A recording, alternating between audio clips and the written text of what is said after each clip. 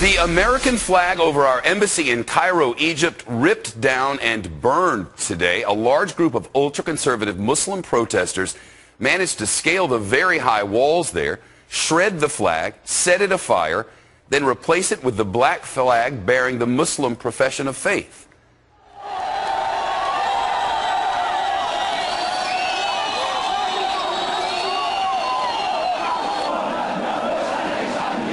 Hundreds of protesters marched on the embassy earlier today. They say they are furious over a video which demonstrators claim was made here in the United States. A video they say is insulting to Islam.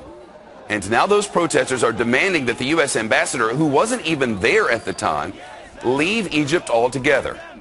And now, just developing, a similar incident across the border in Libya, where militants have apparently stormed a U.S. consulate.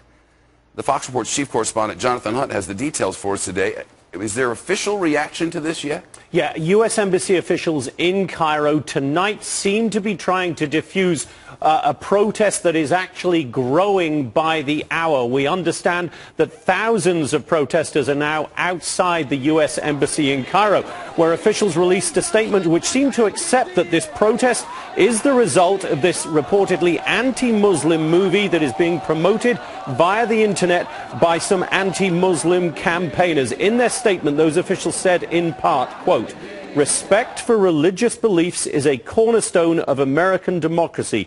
We firmly reject the actions by those who abuse the universal right of free speech to hurt the religious beliefs of others." Among those who have reportedly promoted this movie are that Florida Christian church leader Terry Jones. You'll remember him. He threatened to burn the Quran back in 2010. But whatever the cause of these protests, State Department spokeswoman Victoria Nuland said earlier today they should not be overestimated. Listen.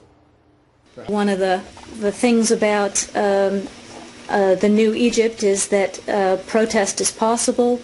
Obviously, we all want to see peaceful protests, which is not what happened outside the U.S. mission, so we're trying to restore calm now.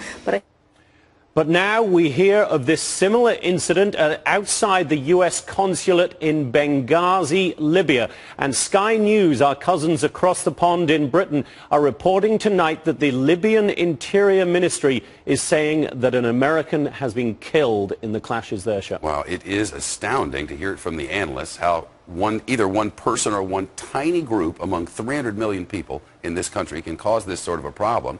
But we know it's not the first time we've seen this sort of protest. Far from it. No, not far from it. We remember, of course, the protests that happened after that Christian church leader in Florida, Terry Jones, proposed burning the Quran back in 2010. And then, of course, there were the protests across the Middle East in 2005 after a Danish magazine published caricatures of the Prophet Mohammed. But the concern now with this particular incident in Egypt is that this is the new Egypt. The new Egyptian president, Mohamed Morsi, of course, is a member of the Muslim Brotherhood, and there will be questions about security outside the U.S. Embassy. U.S. Marines are responsible for security up to the perimeter wall. Egyptian security forces should have been there. One imagined could have spotted this group, which numbered more than 1,000 initially. We heard there'll be questions tonight, Shep, about what those Egyptian security forces did then and are going to do now. Middle of the night there. You wonder what tomorrow brings.